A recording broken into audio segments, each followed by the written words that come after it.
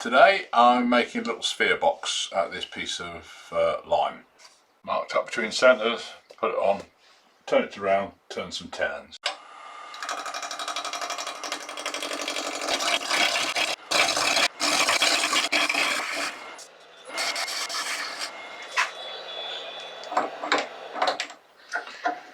Okay, so the cylinder measures up at about 91mm. Okay, so this is roughly how it's going to work out.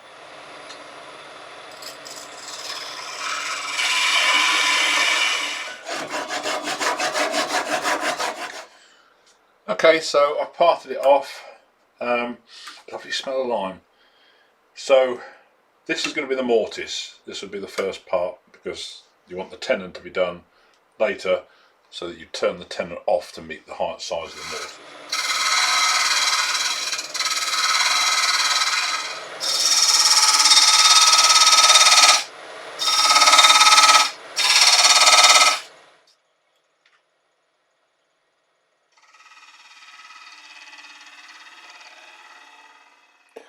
So I've started the hollowing out with a spindle gouge and then a 3/8 bowl gouge. Because I'm cutting the lime end grain, it felt that a swap to a carbide was a good idea. So this is cup carbide. So I'm just hollowing it out to an approximate hemisphere shape before I start on the outside. Remembering always to do regular depth checks so that we don't join the funnel club.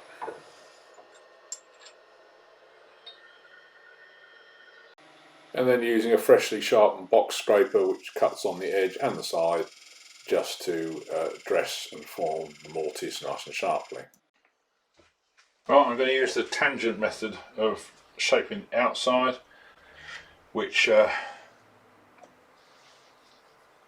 first cut is 0.293 of the diameter back from the edge and down, which gives you a tenon there of about 0.41 of the total diameter.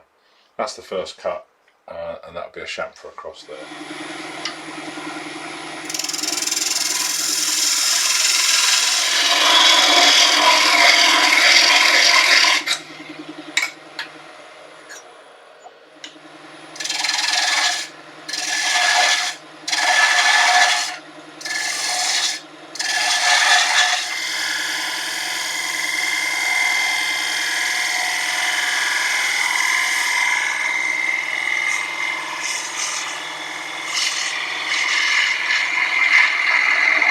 That touches the tangent perfectly.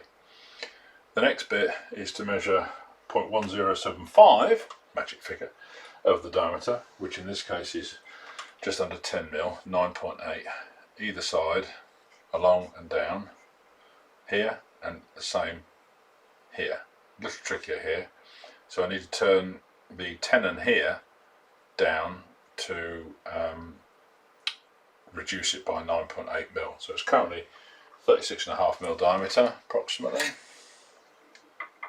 Yeah. So I'm going to reduce that down to 26.5mm so that I can then mark it off accordingly.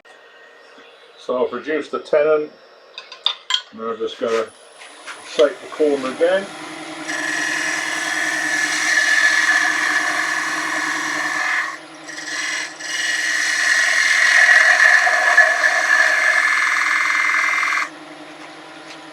Shape this corner.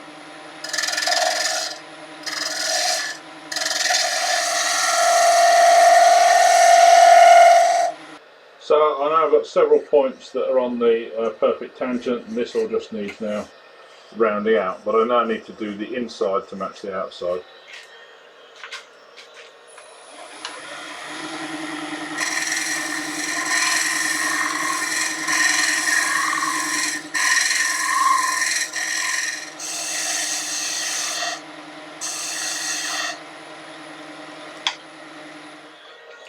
So I've got a pipe fitting that's perfectly round, nothing clever. I'm just going to use that with a bit of abranet across the face.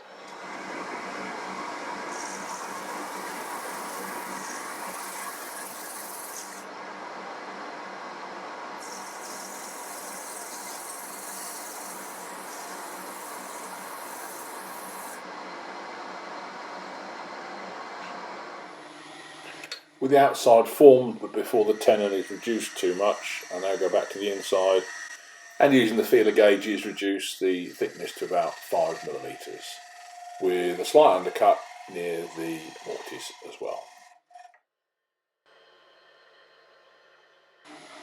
And a quick touch up with a freshly sharpened negative rake scraper as well.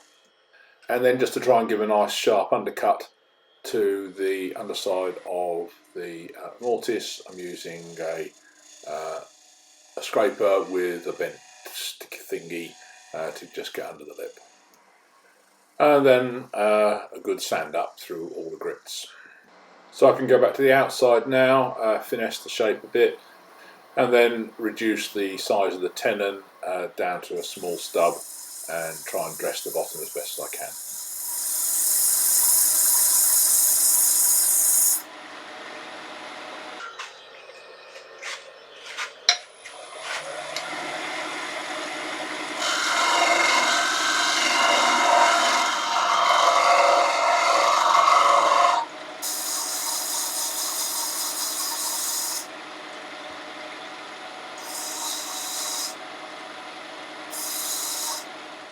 And then part off as neatly as possible with a freshly sharpened skew.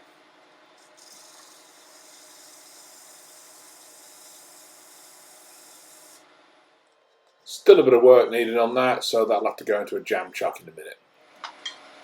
Right, now chuck up the other part and turn the tenon and make sure that fits before hollowing out the bottom in a similar way to the first part. Small cuts and several tests to see if it fits. Don't take off too much wood.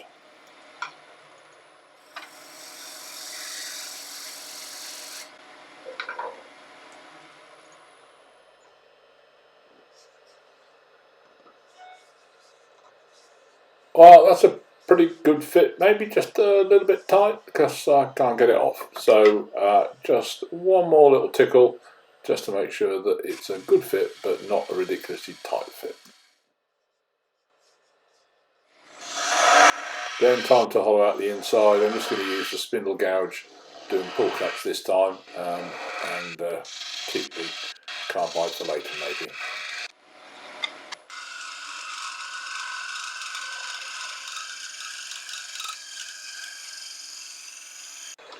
So time to measure up exactly the same dimensions as before.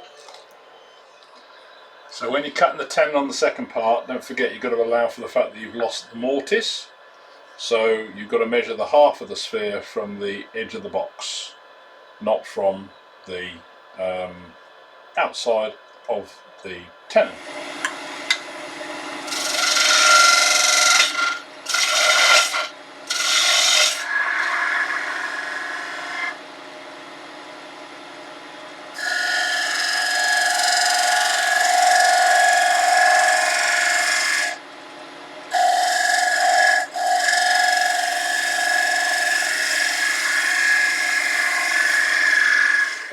Okay, so I've marked up the 9.8mm or whatever it is, just under 10mm either side of that chamfer.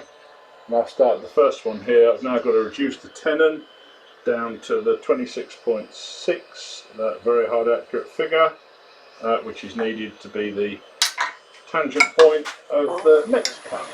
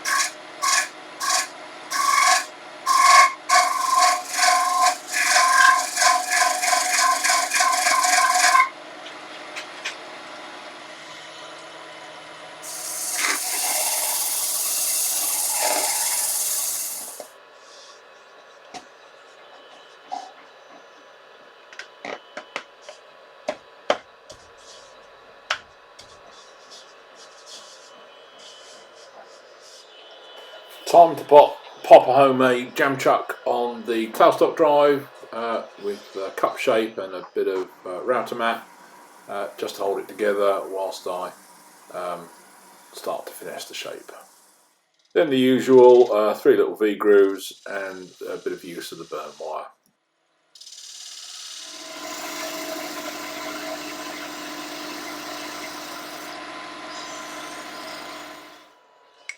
And then after that's done, as before, turn the tenon down and get it as small as possible before parting it off.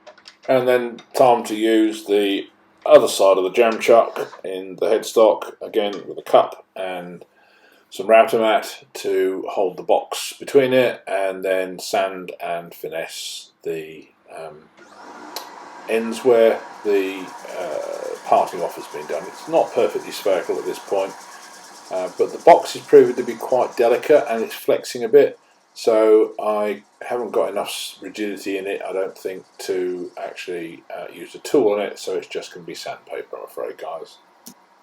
I've rotated the box a couple of times and used the pipe to try and get it more circular, and there's always a few marks after you've squished it between the jam chucks, so just dress those off afterwards with a soft pad. And there we have it, after a bit of sanding sealer and a bit of microcrystalline and then buffed on the buffing wheel. I've left it kind of intentionally, yes, intentionally, a little heavier on the base on one side so that it acts like a weeble and it always kind of self-centers itself. I did have the mistake of leaving one little pip at the bottom, which is where the wood plucked when I used the skew to part it off. I will probably go back and just do a little bit more local sanding there, as that's going to be the bottom. It can have a slightly flat base to make it stand it more easily.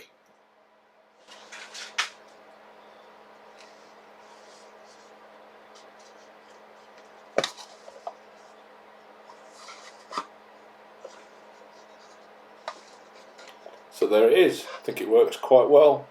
It's not 100% sphere, it's just very slightly out in a few places, but good enough.